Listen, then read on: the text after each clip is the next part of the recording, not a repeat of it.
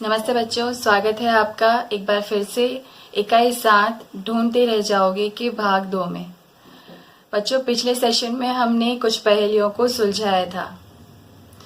आज हम सर्वनाम तथा उसके प्रकारों का अभ्यास करेंगे। सर्वनाम शब्द और उसके कुछ प्रकार हम पिछले पाठ में पढ़ चुके हैं। बाकी बचे सर्वनाम के प्रकारों का हम अभ्यास करेंगे। चलिए शुरू करते हैं।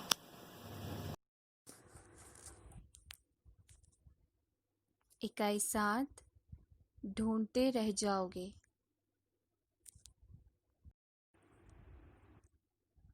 बच्चों, पिछले सेशन में हमने कुछ मजेदार पहेलियों को सुलझाया था।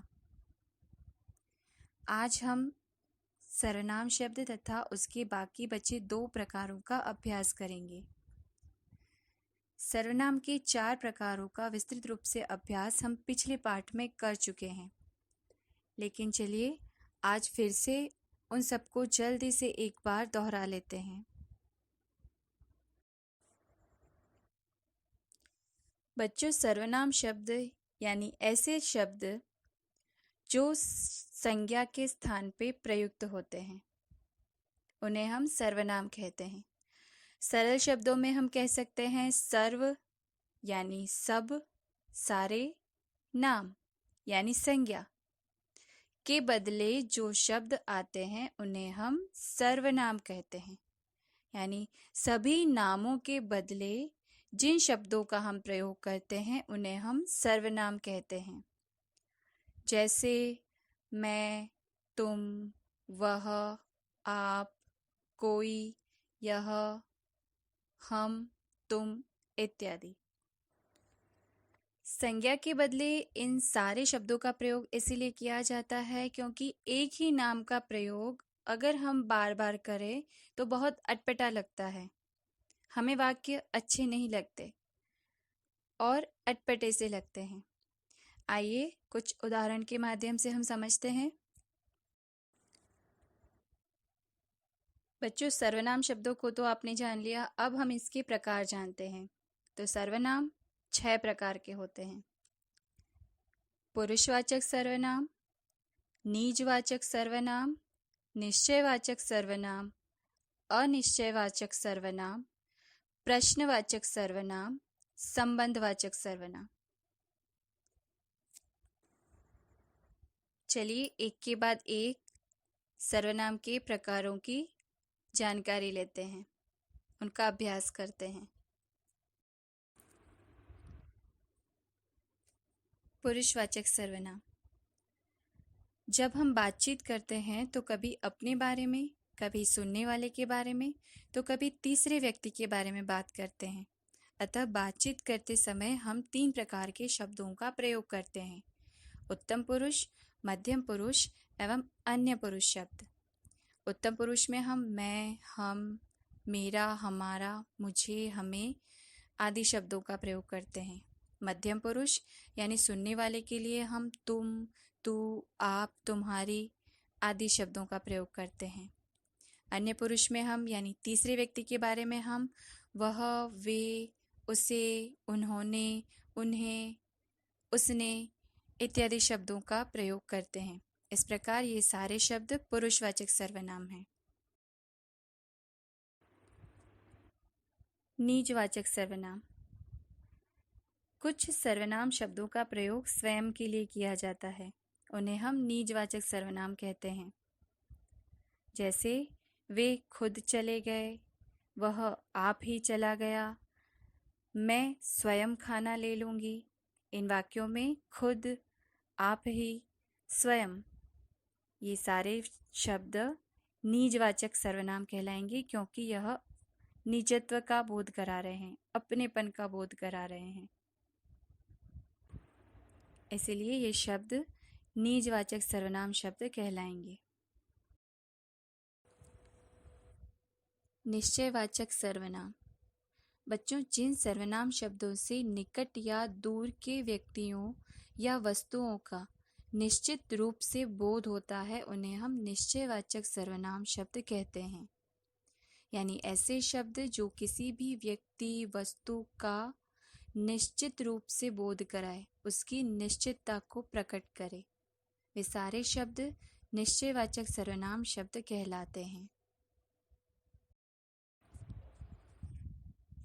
जैसे यहाँ देखिए, यह मेरी साइकिल है। यहाँ पर यह शब्द निश्चितता प्रकट कर रहा है कि साइकिल मेरी ही है, तो यह निश्चयवाचक सर्वनाम है। वह तुम्हारा घर है, वह निश्चयवाचक सर्वनाम। यह किताब कोकिला की है। यहाँ पर यह शब्द भी निश्चितता प्रकट कर रहा है कि किताब कोकिला की ही है। आगे देखिए, वे मेरी किताबें हैं। वे, यह शब्द भी निश्चितता प्रकट कर रहा है कि किताबें मेरी ही हैं। तो यहाँ पर यह, वह, वे, ये शब्द किसी भी व्यक्ति वस्तु की निश्चितता को प्रकट कर रहे हैं, इसीलिए ये निश्चयवाचक सर्वनाम शब्द हैं। अनिश्चयवाचक सर्वनाम। बच्चों, जिन सर्वनामों से किसी निश्चित व्यक्ति, वस्तु या स्थान का बोध नहीं होता है, उन्हें हम अनिश्चयवाचक सर्वनाम कहते हैं। यानी ऐसे शब्द जो किसी व्यक्ति, वस्तु की निश्चितता को प्रकट ना करे, उन्हें हम अनिश्चयवाचक सर्वनाम कहते हैं। जैसे यहाँ देखिए, निशा का कुछ खो गया है। कुछ यहाँ पर अनिश्चितता प्रकट कर रहा है, क्योंकि निशा का कुछ तो खो गया है, मगर क्या खो गया है ये हमें नहीं पता, इसीलिए यहाँ पर कुछ अनिश्चितता प्रकट कर रहा है, इसीलिए यह अनिश्चयवाचक सर्वनाम है।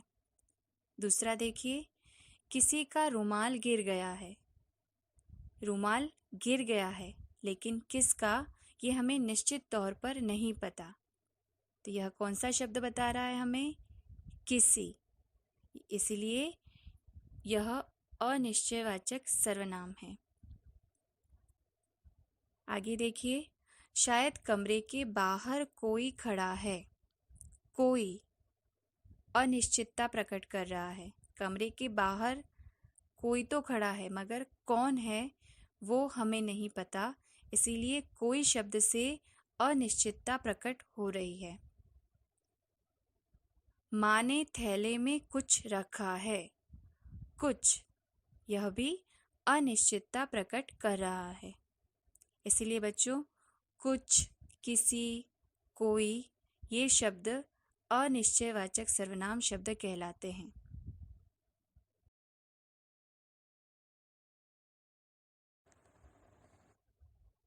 चलिए बच्चों, अब प्रश्नवाचक सर्वनाम का अभ्यास करते हैं। प्रश्नवाचक सर्वनाम, जिन सर्वनामों से किसी व्यक्ति, वस्तु या स्थान के विषय में प्रश्न पूछे जाने का बोध हो, उन्हें हम प्रश्नवाचक सर्वनाम कहते हैं। यानी ऐसे सारे शब्द जिनका प्रयोग हम प्रश्न पूछने के लिए करें, वे सारे शब्द प्रश्नवाचक सर्वनाम कहलाएंगे। इनके प्रयोग से वाक्य प्रश्नवाचक बन जाते हैं।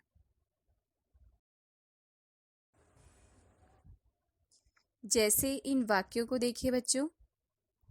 पहला वाक्य, तुम्हारे हाथ में क्या है। यहाँ पर ये जानना चाहते हैं हम कि तुम्हारे हाथ में क्या है, तो यहाँ पर क्या प्रश्नवाचक सर्वनाम है। इसके प्रयोग से वाक्य प्रश्नवाचक बन गया है। दूसरा वाक्य, यह कागज का गोला किसने फेंका। किसने, यह भी प्रश्नवाचक सर्वनाम है। तीसरा वाक्य, तुम कौन हो। कौन, यहाँ पर प्रश्नवाचक सर्वनाम है। तो बच्चों, ऐसे सारे शब्द जिनका प्रयोग हम प्रश्न पूछने के लिए करें या जिनके प्रयोग से वाक्य प्रश्नवाचक बन जाए, वे सारे शब्द प्रश्नवाचक सर्वनाम कहलाएंगे। संबंधवाचक सर्वनाम, जो सर्वनाम शब्द वाक्य में आए दूसरे सर्वनाम या संज्ञा शब्द से संबंध बताते हैं, या ऐसे सर्वनाम शब्द जो दो वाक्यों के आपसी संबंध को बताते हों, उन्हें हम संबंधवाचक सर्वनाम कहते हैं। इनमें देखिए इस प्रकार के शब्द होते हैं जो, सो, जैसा, तैसा, जिसको, उसको, जिसने, उसका आदि संबंधवाचक सर्वनाम हैं।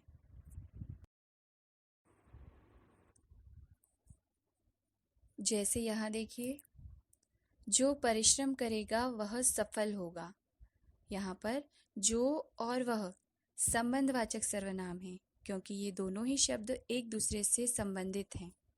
एक के बिना दूसरा वाक्य हमें अधूरा लगेगा, इसीलिए यह दोनों उपवाक्यों में संबंधों को भी दिखा रहे हैं।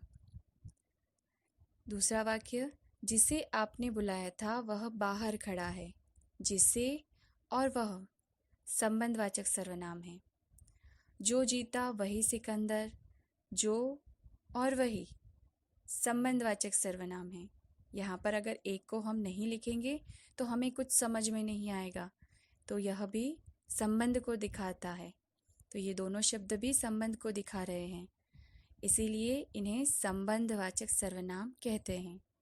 इन वाक्यों में जो, वह, जिसे, वह, जो, वही शब्द दो दो उपवाक्यों के आपसी संबंध को बता रहे हैं, इसीलिए यहाँ पर यह संबंधवाचक सर्वनाम शब्द कहलाएंगे।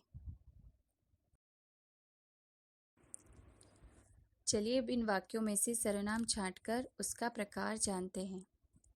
आज मेरा जन्मदिन है। मेरा पुरुषवाचक सर्वनाम शब्द है। कल मेरे घर कोई आया था। कोई अनिश्चयवाचक सर्वनाम है, क्योंकि यहाँ पर निश्चितता नहीं दिखाई जा रही कि कौन आया था, इसीलिए कोई शब्द यहाँ पर लिखा गया है जो अनिश्चितता को प्रकट कर रहा है, इसीलिए अनिश्चयवाचक सर्वनाम शब्द है ये। मैं स्वयं पढ़ लूँगी। स्वयं यह शब्द निजता को प्रकट कर रहा है, इसीलिए निजवाचक सर्वनाम शब्द है। तुम कल कहाँ गए थे? यहाँ पर प्रश्न पूछा जा रहा है कहाँ शब्द को लेकर, इसीलिए कहाँ प्रश्नवाचक सर्वनाम है। जैसा करोगे वैसा भरोगे, तो यहाँ पर जैसा वैसा संबंधवाचक सर्वनाम शब्द है, क्योंकि यह एक दूसरे से संबंधित हैं, इसीलिए इन्हें हम संबंधवाचक सर्वनाम शब्द कहते हैं।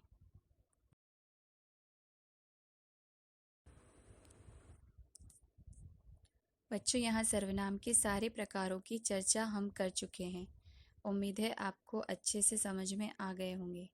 घर पर अब आपको इनका पुनरावर्तन करना है, इसका अभ्यास करना है। इस इकाई में हमने जितना भी समझा है, पहेलियाँ, शब्दार्थ और सर्वनाम, इन सब का आपको अपने घर पर अभ्यास अच्छे से करना है, ताकि आप दिए गए प्रश्नों के उत्तर को आसानी से लिख पाएं। खुश रहे, अपना ख्याल रखिए। धन्यवाद।